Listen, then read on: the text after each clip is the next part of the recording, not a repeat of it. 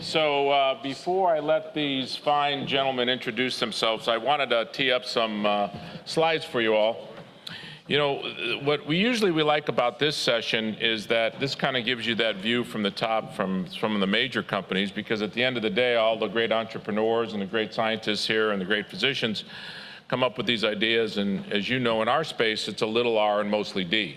And so it's fantastic to hear their perspective. But before and I don't have the questions up there, so they have no idea, which is half the fun that I have enjoying up here. But before I do that, I do want to share a couple slides. You know, it is interesting and probably not a slide that you don't really understand or see, but if you look at it, 80% of all the visual impairments can be prevented or cured. 80% of what we're all facing can be prevented or cured. And again, not a slide that's probably not known to everyone here, but we're getting older. But if you look at it, in 2015, it was 8.5% of the world's population.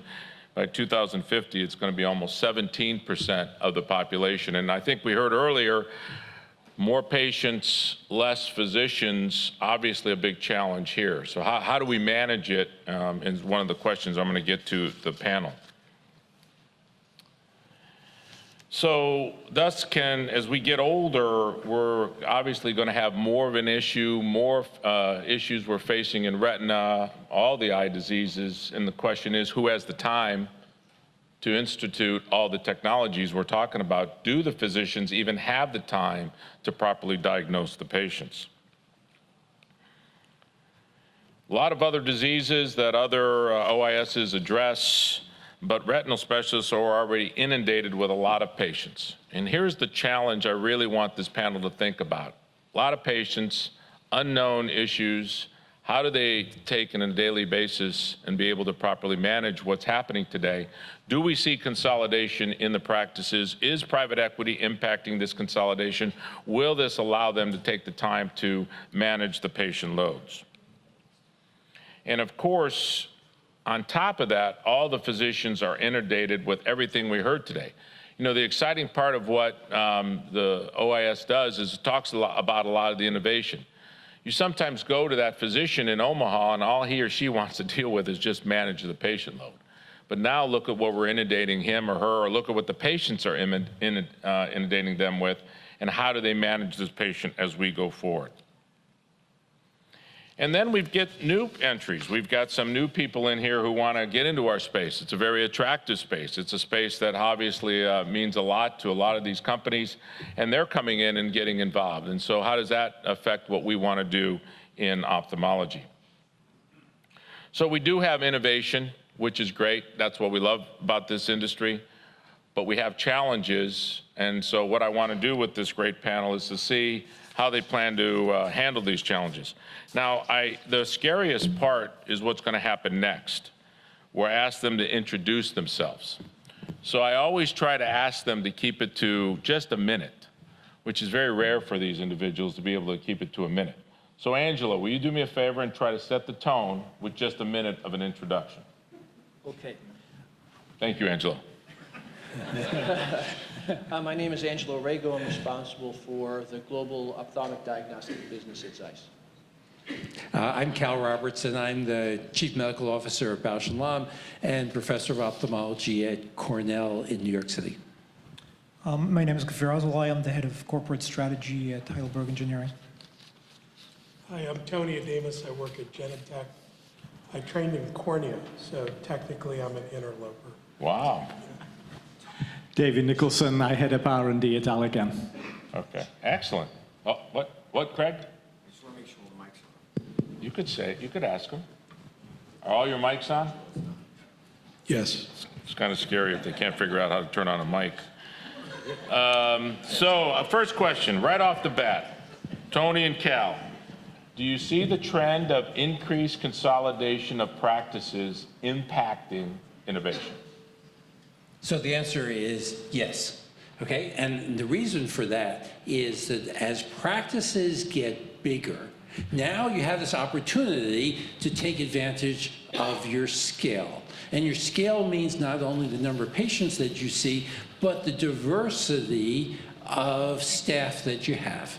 And so now all of a sudden, that retina person is not a doctor practicing by themselves, but one that is supported by teams of optometrists and physician assistants that are located not only where you are, but are located at sites all around. And so that as practices consolidate, what you're going to see, I believe, is greater efficiency, and the efficiency is driven by the use of ancillary personnel. Tony? Yeah, I agree. You're going to get economies of scale. And for us as drug developers, we'll have to stand up fewer sites, right? Because you're going to get the same number of patients with fewer individual sites as a function of the consolidation. So David, from an Allergan perspective, does this concern you, consolidation? It's a fact of life, so no, it doesn't. You know, it's, you have to live in the real world, and you know, that's what we do. So no. And so David, from an Allergan perspective, how are you taking advantage of this consolidation then? Well, you know, I mean, if you got fewer people you have to talk to, fewer people you need to influence about the benefits of your drugs, I think it's, you know, from that point of view, it's certainly a good thing. Okay, Angelo and Kfir, let's think about the advancements in retinal imaging, what we've seen a lot. Are these advances opening up new treatments, or are they kind of retreating back to some old habits? What do you think, Angelo? Well, if we think about OCTA or even swept sources, early technologies, there's always a time lag between diagnostics and when we see pharma engage with these diagnostics. And there's a reason for that, and that's really the stability of these technologies. So if you think about OCTA, we really don't have any drug study right now that officially adds OCTA to that drug study. They're going to happen, but they haven't happened yet. And I think the same thing with swept source. We have a couple of studies that are running, but they're small studies just to kind of get a sense of what's the next step. The exciting part about diagnostics is we enable, we don't treat. So it's really the pharma giving equipment, equipping the pharma companies to be able to develop these treatments and really provide outstanding care to patients in the end. Kfir, what do you say? I think any technology that allows for better quantification of structural or functional parameters will open up the door to the development of new biomarkers. And I think that is something that is very important. And it would allow us to perhaps more diagnose patients earlier. It would allow us to better manage disease progression.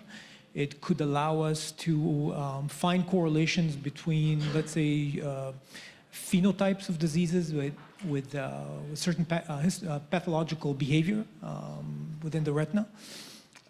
So yes, I think it's all exciting in general. I'm personally more excited right now, and sorry, this is probably a bias, about FLIO, fluorescence lifetime imaging, because this is one of the first novel ways of looking at functional parameters in the retina. So Cal, I could see you on the edge here. I was, because as a physician, I look to advanced diagnostics as giving me a more sensitive way to be able to detect progression of disease among patients. But as a drug developer, in that capacity... Through B&L, right? You're not a personal drug developer. No, through B&L. Okay, good. So thank you. Just want to make sure. But for B&L, what we're looking for is new ways to evaluate the efficacy of our drugs, because the standardized way that the FDA has asked us to measure the impact of drugs in the past have been things like visual acuity, intraocular pressure, visual fields, those type of things. Okay, and those don't have either the sensitivity, or they require so much time in order to see change that it doesn't help us in terms of coming up and developing new drugs. And so that what I'm looking to diagnostics to do is to make us better drug developers, and therefore be able to help patients better and quicker. David? Yeah, because of course what we're talking about now is modern drug discovery and development, because there's many different types of diagnostics or biomarkers. When you're developing a drug, you actually want to kill early and kill fast. So initially, what you're looking for is a biomarker that tells you, for instance, if you're engaging the target of interest. And if the compound or the approach that you're looking at doesn't engage the target, then obviously you shouldn't develop that molecule. Once you've got a marker of target engagement, then you want a surrogate biomarker for ultimate clinical outcome. And again, if you're not affecting that surrogate marker, then you should stop the approach. Right. So, and this is true across all therapeutic areas these days. Yeah, and again, to that point, anatomy and morphology are not diagnostics that the FDA has traditionally been interested in. Right. They want more physiologic ones, and so that the new diagnostics that are more physiologic have greater opportunity. Tony? You probably saw the paper, and you mentioned Google. Google can diagnose diabetic retinopathy now, their algorithm, as well as retina specialists. And then the follow-on paper showed that by looking at a 2D fundus image, they could predict your age, your sex, your hemoglobin A1C, and your blood pressure. So machine learning is very advanced with images, that in natural language processing, you know, when you try Google Assistant or Siri. So we've been exploring with this further. We just published a paper with the Ursula Schmidt's group out of Vienna that showed, just looking at our images from one of our phase 3 trials, we could predict with some accuracy who's going to respond to Lucentis, how frequently they need to be treated, and what's the risk of the second eye progressing to wet AMD within a year's time. So I'm all for more images and more modalities, because the more we can incorporate them in machine learning algorithms, there's a real possibility we may have important decision support tools that can help physicians treat patients better. So I'm going to come back, Tony and Anthony, on this one, Tony, and David, I mean. So I'm actually going to skip ahead. Who's going to pay for all this? So I love all the technology, so the pay for performance end of it. So David, I'll let you go first. How are we going to pay for all this? Well, you touched on pay for performance. I actually believe that ultimately we will move towards more and more personalized medicine, where we have good markers that we've just been talking about for which patients are going to respond to which drugs, so that you'll be giving the right drug to the right patient, and people will pay when the drug delivers what it promises. And we will slowly but surely, probably slowly but surely, arrive in the state where people pay when a drug works, and they don't pay, or they reimburse when it doesn't. Tony? Yeah, I agree. I think there's a high probability we're moving into a pay-for-performance world.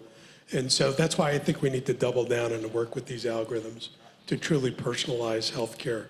And anyhow, it's the best thing for the patient. You don't want to be injecting people with a drug that's not going to help them. You want to know at baseline, a priori, which is the right therapy to put them on. And then we'll be able to command premium pricing. I think then payers will pay us. Kfir, Cal, and Angelo. So I talked about showing the amount of patients and the fewer doctors. Obviously, you talked about diagnostics. How do you think we're going to be able to manage this trend of a lot more patients, a lot more doctors? Angelo? A lot less doctors, you mean, right? Yeah, a lot less doctors. Okay. Is it something that you often do? If Jim says something wrong, do you correct him? No. No. I usually... No, There no, would have been 3 Anyone from F-bombs Zeiss by ever now. correct you? no, it's not going to happen, and Angelo's going to be leaving us soon. What was that question again? No. So I really think that it speaks to efficiency. If we're really talking about what's happening in the practice today and what's going to happen for the foreseeable future, it's really about efficiency in the practice. Data is a big part of it, but we got to also remember that image data or the current data we have today is not enough. If we talk about machine learning and artificial intelligence, these algorithms are much more robust to take on multivariable problems, and there's other data hidden in EMR systems, candidly, and other places that really don't come together. And I think this is something that is an opportunity to really start to see this data being integrated in such a way that you're assisting the physician. You're not making the decision for them, but you're assisting the physician in bringing that information in a cohesive way, one view, that they can make a well-informed decision for that patient. Right, but the real breakthrough is when the patient doesn't even have to be in the room with the doctor, and so that the patient can not only be in the room, doesn't have to be in that office, doesn't have to be in that state. The patient is someplace where they can receive this diagnostic, and then through a combination of artificial intelligence to help make the diagnosis, then gets reviewed by the doctor. That doctor becomes so much more efficient because the doctor is really there just evaluating and treating disease and not having to be grinding through a certain number of patients per day. Kfir, go We ahead. probably need to see more stakeholders shouldering the burden. And probably that would be in optometry, in general ophthalmology, in general practitioners. So we're going to see probably more technologies that are no longer tapered to the experts and that rely on, for example, clinical decision support systems of newer generation that allow to better manage the patients, maybe better triaging patients from, let's say, from the initial diagnosis, the screening, and post-operative care, so that really the patients that need to see the specialist see the specialist. And we're probably also going to see more home devices, potentially even OCT devices that will trigger a PRN-based type of patient management instead of the current rigid system that is in place, assuming, of course, we see that there is clinical value in this, because I think the jury is still out. Tony, you were going to say something? Yeah, I think the field desperately needs long-acting drug delivery. We have a real logistical challenge. The curves you showed of demographics in the future are pretty scary. Yeah. I think we're near the breaking point right now, Right. where we can't treat these patients adequately.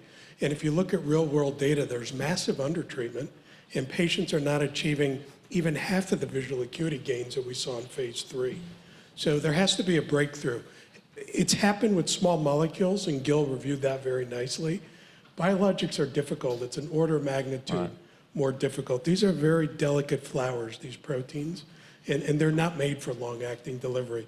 But I think the field's advancing where we're getting close. I think we need that to break the logjam. Angelo, you were going to add something? Yeah, I'm going to push back a little bit on Cal's pushback of me. Look, here's the thing, and decision support was the word that was used. I think that's a very good word. I think the fundamental issue today is how doctors get paid. And I think that although I agree with what was spoken earlier about how they're going to be paid in the future, I don't see that reality happening very soon. And I had a meeting with a very prominent retina specialist recently, and we talked about, hey, what if we built a system so that, you know, the patients that came to you were already cleared through optometry, they had all the data, all the imaging done, you just injected, and his statement was, hey, buddy, I have a mortgage payment, and therefore, if I can't image, I don't, you know, he went through all the things he gets paid for if that patient's in that office. And so how we're paying physicians has an impact on how we're caring for patients. And unfortunately, it's a barrier to this change we need to have. And there may be a collision course we're on where there just is, it's not going to work anymore. Just because they get paid that way, there just isn't going to be enough space for patients, and there needs to be a change. But right now, we haven't hit that crisis point or that tipping point. Right. Well, Do you agree? I'm assuming the fee-for-service is an endangered species, Yeah. and it's going to be gone.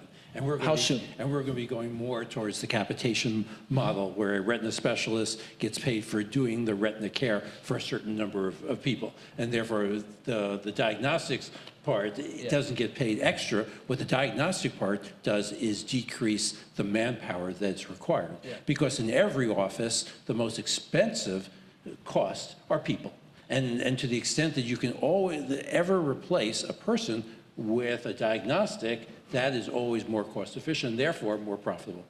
If I may just interject, I think the problem with outcome-based performance measurement is that the parameters are often defined by different stakeholders and different geographies. We see different considerations, and sometimes they try to appeal to the broadest common denominator, and it doesn't take into consideration the nuances of different subspecialties, for example. So I don't think that does service many times, and it even creates more problems.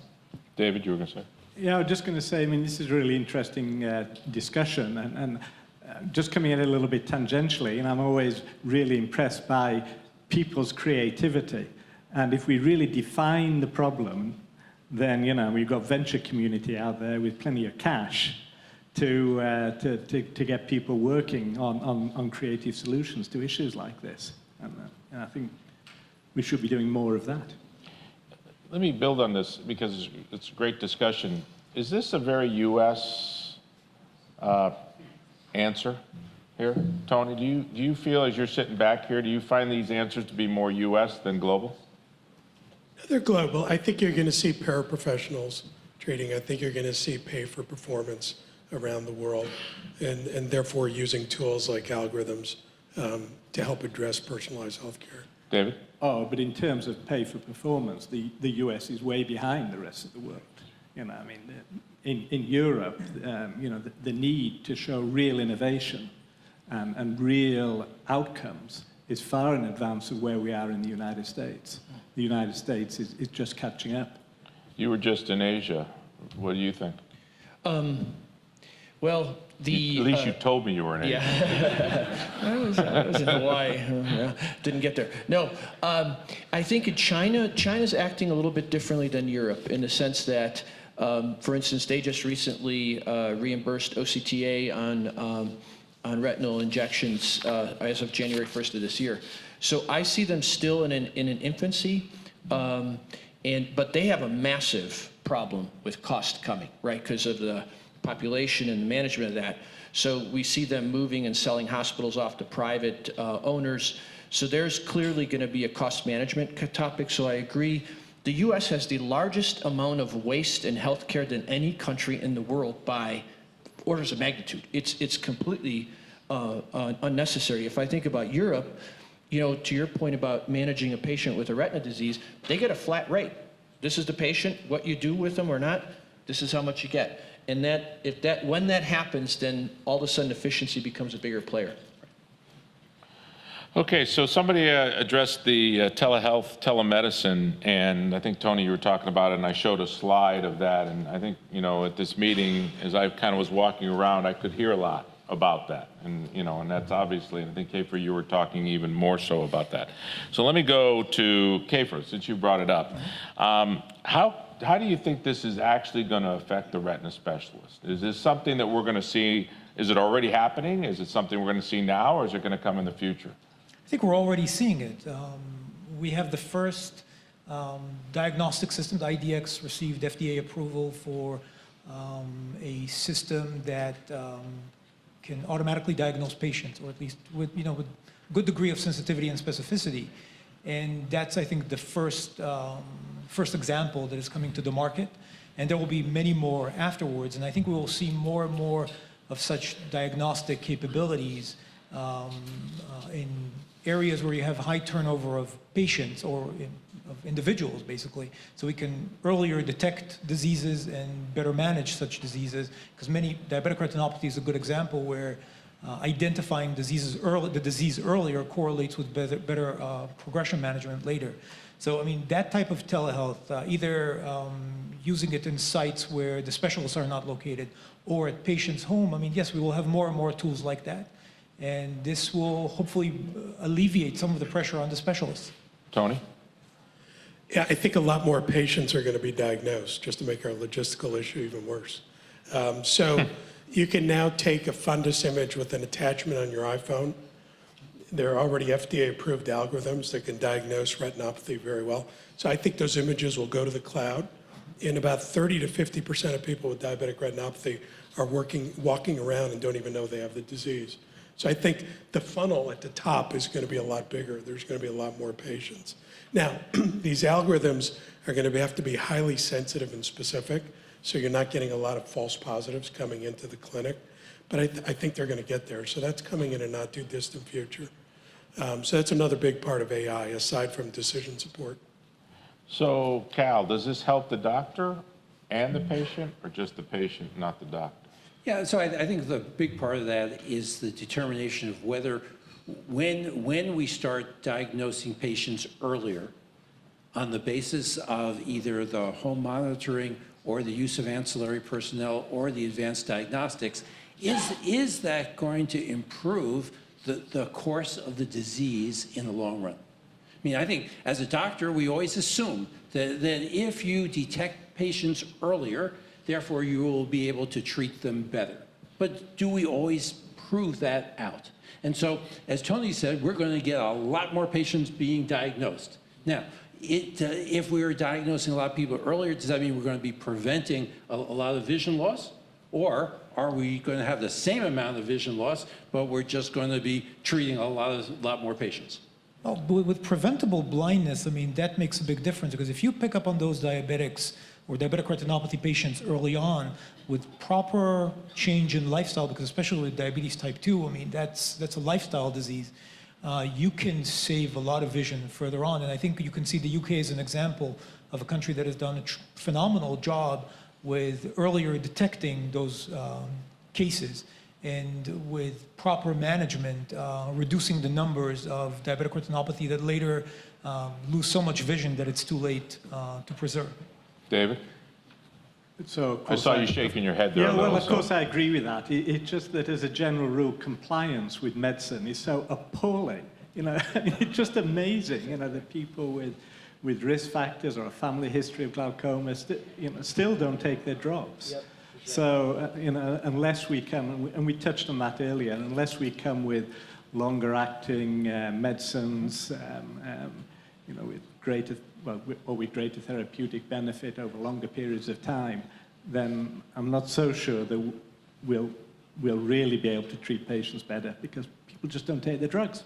Or if you have sustained release devices. Yeah, exactly. Angelo, what do you think? Yes, No, exactly. I agree. I think that as much as I'm hopeful that we can make change, I think technology outside of the office, expanding the reach, as I spoke of earlier today, absolutely going to happen.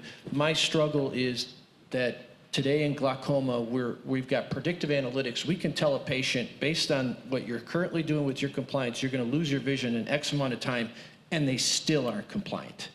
So, and then thinking about diabetics changing their eating habit. I mean, these things, lifestyle things, these are challenging to do. So you need a sustained release prostaglandin, but Yes. I shouldn't go there. Hey, wow. That was a cheap advertisement right there. Sorry about that.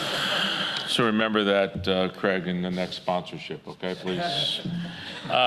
So I'm going to kind of build as we get towards the end here, and you'll see where I'm going, because now that you've got a lot of entrepreneurs, a lot of smaller entities in there. So as you've been sitting here throughout the day and you've seen a lot of great ideas, I'll go to you first, Tony. Implants, stem cells, gene therapy. You got $1. What do you like? Yes. No, I like them all. That's a big frickin' dollar. I mean, gene therapy for monogenic diseases, you know, what Spark has done, the previous panel said, is a breakthrough. As I alluded to earlier, delivering biologics, here we are 12 years after Lucentis launched and there's no long-acting delivery. The reason is it's really hard. So, you know, we've placed a bet on an implant. We'll see how well that works. We have to try them all, act sort of like VCs, and place multiple bets to see which one's going to work, because it's such a high need, medical need for the field. Cal? Yeah, as I sat through the presentations today, what I saw was the nature versus nurture. It was the gene therapy to change nature, or the protein-based therapies to treat. And so that becomes the question, the kind of the dichotomy of which way are we going. And in the long term, we always believed that we could reverse the disease better if we could identify the genes, if it was that easy. Of course, we all know that most of the diseases that we deal with are multi-genetic and multifactorial, and so that it's not so easy to treat with the gene, and therefore we're looking for the therapy type of it. But I thought that was the real excitement for today for me, from the point of view of a strategic, is do I want to make my dollar bet on the nature or on the nurture? David, nature or nurture? I agree with Tony. You know, you have to put your money on all of these things. And we've got drugs, and we've got implants, we've got gene transfer technology going on. We're working with Editas on CRISPR-Cas9 technology. If I had an extra dollar, something that we're not doing and I would like to do is stem cells. Angelo? Boy, I'm not sure. I think Are genetics. you allowed to make those No, I decisions don't know. without you? I'm not. Cal, you're no longer on this panel. I'll go with Cal's vote. Kfir? I'm a big proponent of any type of therapy that requires diagnostic imaging. Oh, yeah. I'm telling you, a shameless advertisement. Shameless, but it's very smart. So, you know, Tony, you were talking about, you know, the Googles of the world, the Amazons of the world. What kind of strategic partnerships do you think are going to be occurring if we're here next couple of years between these giants outside of traditional healthcare versus traditional healthcare? I think they see an opportunity of applying their leadership in algorithms and machine learning to medicine, so that they're reaching out to everybody, is my understanding. So I see us partnering with them in the future to come up with these decision support algorithms. I want to second what was said earlier. These are not going to replace physician judgment in any way. They're just going to help us make the right decisions more often. Let me build on that for a second. I know you all want to hit this one. What does partnering mean for you? No, Tony, I'm looking at you because you use the term partner. What does partnering mean? Yeah, that's a great question. It's a great question. I think each of us bring our strengths to the table. So all of us sit on a lot of data, which you know, the Apples and the Googles of the world don't have the sort of high quality longitudinal interventional data that we have. So and data is king with these machine learning algorithms. So we bring that to the table. They bring their world-class machine learning. So it's a win-win, hopefully, for both of us. David? Yeah, of course, it's the same for all of us. I totally agree with what Tony's saying. I mean, maybe one additional element is I'm a big believer that an awful lot of what we do is actually pre-competitive, and that companies waste a lot of money by all going up independently the same learning curve, and that we should partner much more between companies on all the pre-competitive stuff. And for me, where it gets competitive is when we're actually working on a molecule or an implant or a stem cell, a real product, and everything else can be pre-competitive, and we should partner more. And that would be of great benefit to the whole industry, I believe. Kfir? I think few companies can compete with the resources of Apple or the computational prowess of an IBM or a Google. But maybe a word of caution. I mean, if your value proposition is inextricably linked to the relationship with that partner, and assuming you're not on some sort of an inexorable path towards an M&A with that Silicon Valley giant, you will have a problem further down the line. Angelo? I'm getting less worried than I was maybe a year ago, only because recent experiences with Google, I think they're getting a sense of where they feel good and where they feel they can add value and where they don't. And why I say that is we've experienced ourselves in our organization where Google has come to us and brought us the researchers and said, this is not where we can help, but you guys can. I would have thought, man, these guys are going to go off and they're going to build devices, and the next thing you know, they're going to own the world. I think they're also saying, where do we want to play? Where's our strength, and where don't we want to play? And I think that this concept of partnerships might be aligned on how do we create mutual value in this relationship, and we all win. Cal? So at Bausch and Lomb, we have a partnership with IBM. And what we've asked IBM to work with us is to take all the data that a doctor generates in the OR and in their office and make it more predictive for the outcomes of the patient.